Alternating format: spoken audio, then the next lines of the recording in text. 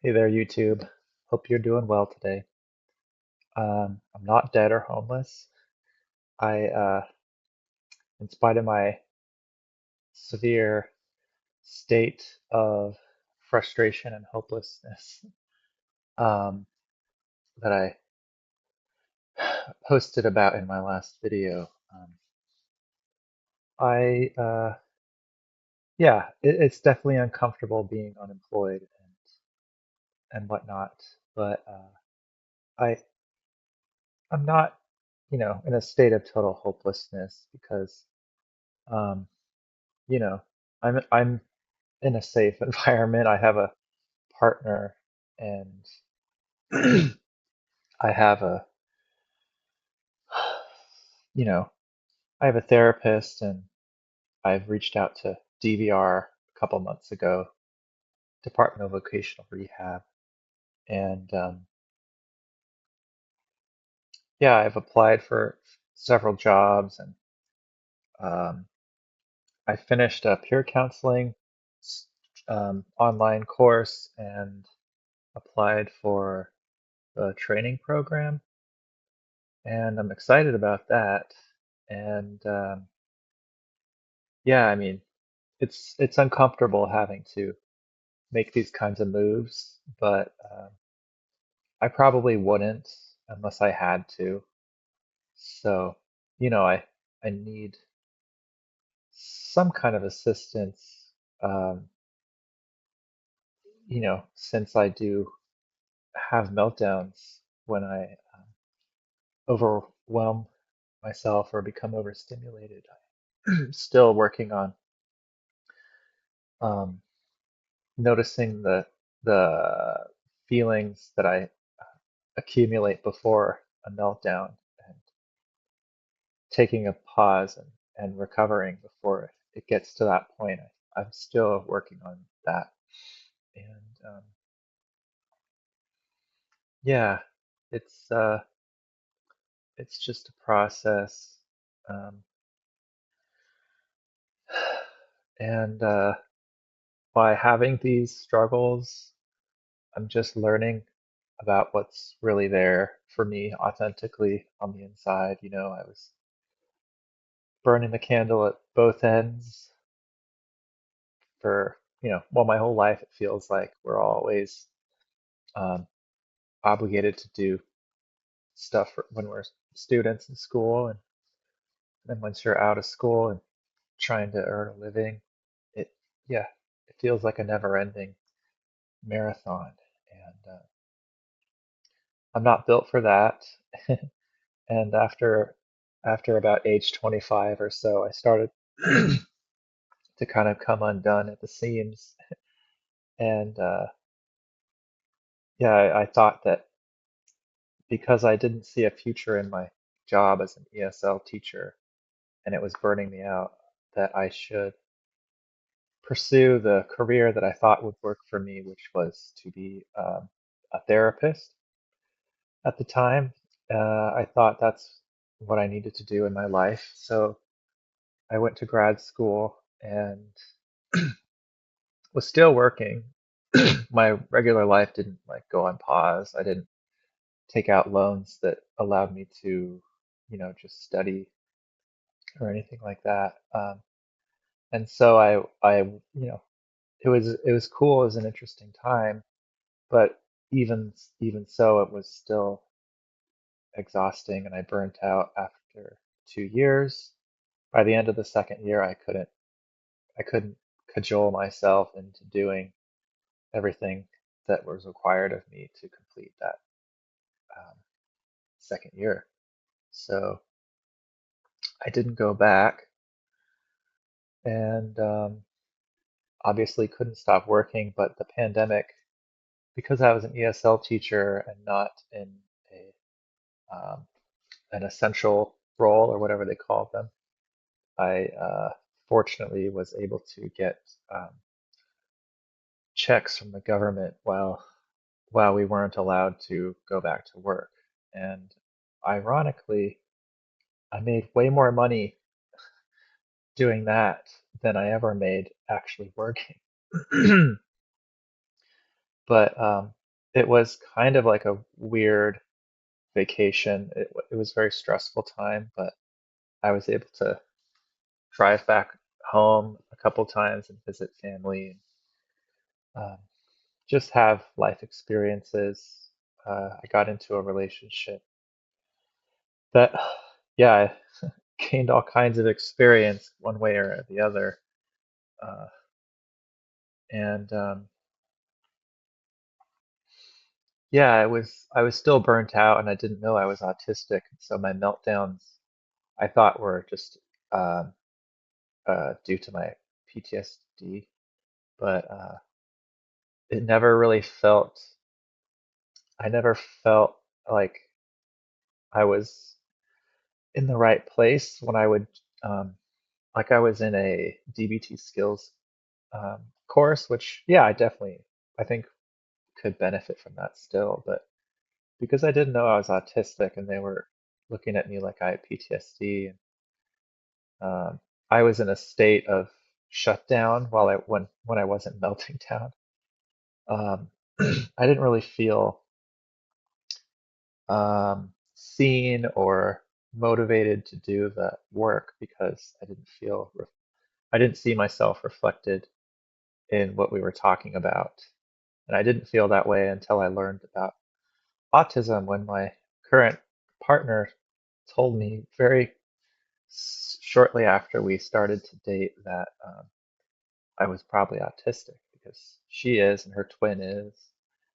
And yeah, once I acknowledged that, it was like an avalanche of realizations from the past hit me all at once, but also gradually over time. And I was still burning out and having meltdowns because of the job I was doing, which was no longer ESL. I was working as a paraeducator in special ed sped for um, students with intellectual disabilities, students on the spectrum, etc. And every single day, pretty much, I was burning out and shutting down, melting down, like in motion on the job, like feeling like I was on fire in hell.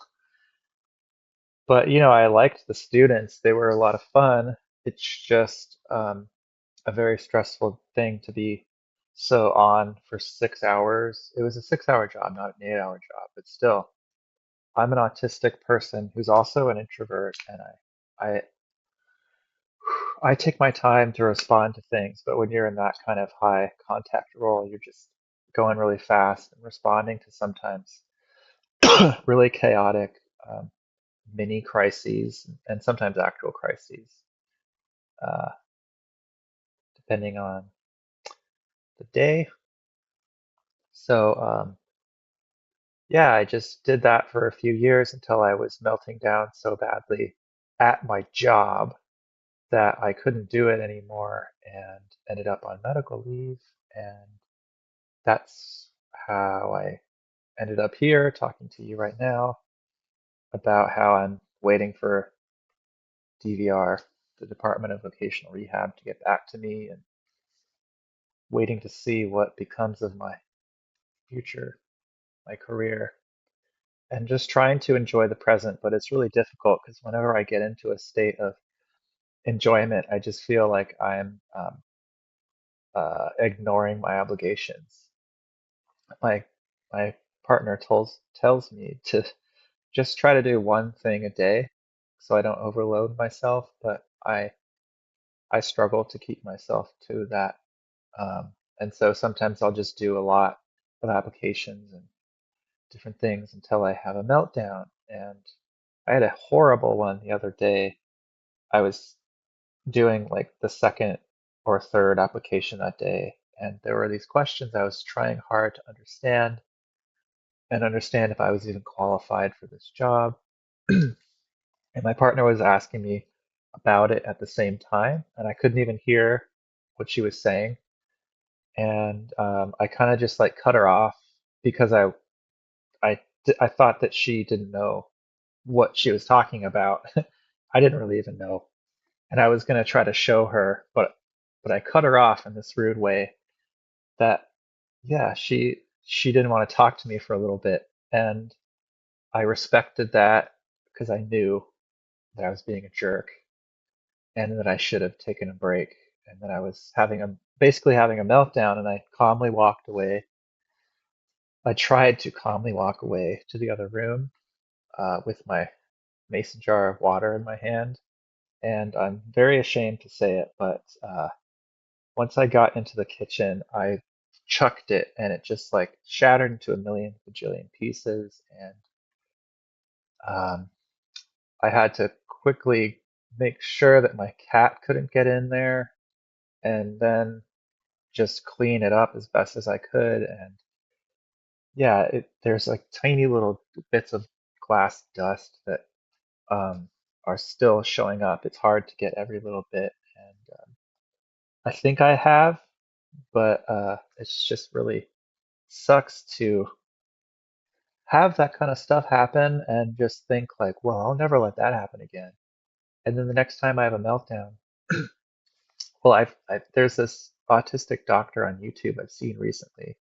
He's a bald guy with a beard like me, but he's a doctor and he's autistic, and he's talking about what a meltdown is like, and it said it's like um, being overwhelmed by negative feelings and feeling like your life is falling apart.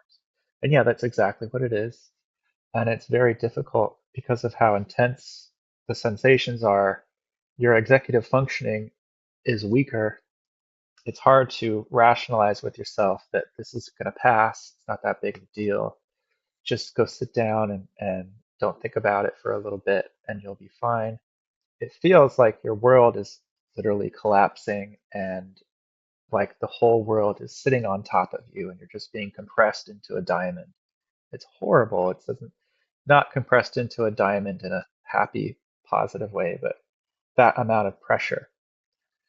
It's awful. And the only thing that the nervous system knows to do in those moments is to just like push away whatever is making that happen, to shed it, to get it rid of that overwhelming sensation, shake it off. And sometimes the caveman brain that takes over just goes thing smash relief, and then as soon as I smash the thing, there's no relief. I'm panicked and ashamed and I have a big mess to clean up, and it sucks. Um, so just trying to keep on keeping on, and the biggest thing is just to keep my body fed, which is even a challenge when I'm not working. I wake up every single day sick because I don't know what it is. Like my blood sugar drops at 3 or 4 a.m. no matter what I ate, no matter how good of a meal it was, and how like my blood sugar should reasonably be okay. I just I just get extremely nauseous and like panicky, and I feel weak, and I spend the next few hours going back and forth to the toilet because, probably TMI, but I think I might have like IBS or something because it's not acid reflux. I'm not like, sometimes I do throw up, but it's like the sensations in my body that accumulate from digestion and like needing to go to the bathroom makes me feel sick.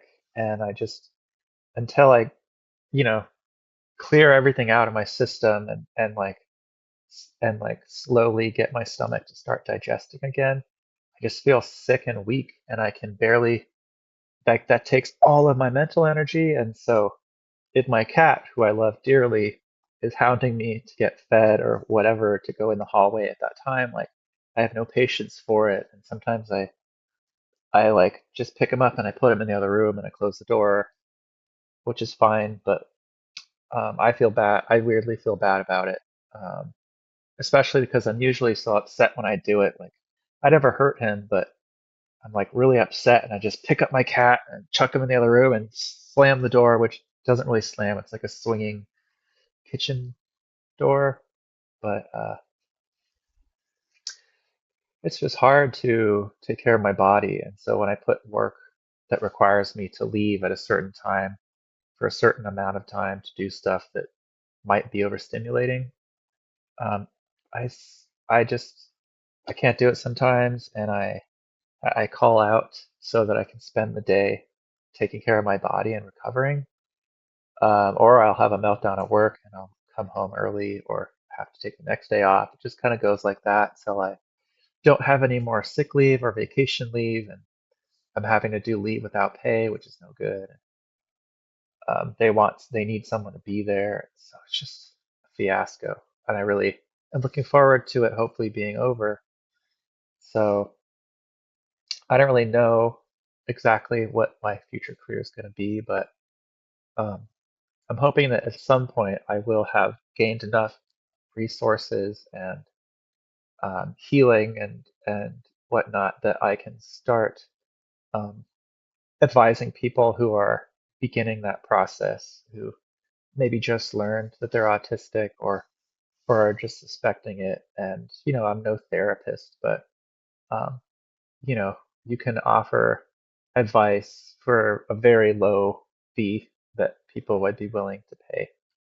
Um, and I don't know, but I just keep getting signals. I'm kind of a spiritual idiot, like I've said, or a hippie. And so because my brain can't figure out what's going to happen or what to do, it looks for cues, subtle cues from the environment, and it sometimes looks for like synchronicities that explain too much than they reasonably would or should, perhaps. But I keep getting the signals lately that I should be like a solopreneur or something like that. And that's what I've always wanted to do, even when I was going to go to grad school to be a therapist. It was because ultimately I wanted to do it from home and have my clients drive to my house. And then the pandemic happened, and I was like, oh, I could do it on the internet. But yeah, even though I didn't know I was autistic, I always knew that my energy uh, responds best to the controlled, um, predictable environment that I create for myself at home. So yeah. Anyway, there's a good ramble for you on a Tuesday afternoon. I hope you're doing well, uh, wherever you are, whatever you're up to. And I will catch you in the next one. My unconditional love to you. Bye. Let's try that again.